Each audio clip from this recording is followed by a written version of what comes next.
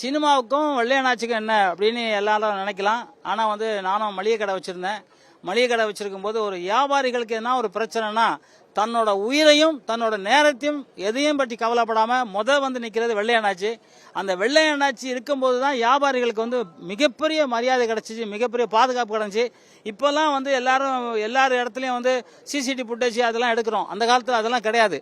வெள்ளையனாச்சி தான் முதல்ல வந்து நிற்பார். அவர் வந்து சாப்பிட்றது அந்த வண்டியில் தான், குளிக்கிறத கூட நாங்கள் வண்டியை ஓரமாக விட்டு எங்கன்னா ஒரு ஆற்றுல குளத்தில் நின்று குளிச்சுட்டு தான் போவார். அந்த மாதிரி வியாபாரிகளுக்காக நல்லது செஞ்ச ஒரு மாமனிதன். அப்படி அவர் இறந்துட்டாருங்கிறது ஜீர்ணிக்கவே முடியல. எனக்கு வந்து ஒரு பர்சனலாக எங்கள் அண்ணனை வந்து கடலூரில் ஒரு கடை வச்சிருக்கும் போது தகராறு பண்ணிட்டாங்க. சும்மா ஃபோனில் தான் சொன்னேன். நைட்டு அவர் அங்கேருந்து கடலூர்லேருந்து எங்கள் அண்ணன் வீட்டிலேருந்து பேசுகிறாரு. தங்க இங்கே வந்துட்டேன் அப்படிங்கிறாரு. இந்த மாதிரி யார் வருவா, யார் இந்த மாதிரி செய்வாங்க? செய்யவே மாட்டாங்க. எனக்கு அது மாதிரி சமயத்தில் ஒரு திருமணத்துக்கு போயிருக்கும்போது வண்டி நான் வந்து ரிவேஸ் எடுக்கும்போது பின்னாடி வண்டி இறங்கிடுச்சு. இவர் தோள் கொடுத்து தூக்கி விடுறாரு. அவர் வந்து தகுதி, அவரோட பலம், அவரோட மரியாதை அது எதுவுமே நினைக்காம தூக்கி விட்ட ஒரு நல்ல மனிதர்.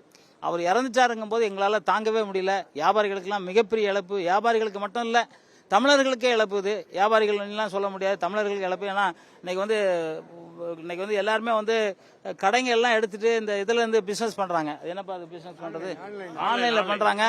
அந்த ஆன்லைன்ல ஒரு ஆபத்துனாலும் சரி, ஒரு கஷ்டம்னாலும் சரி, யாருமே எதுவுமே செய்ய மாட்டாங்க.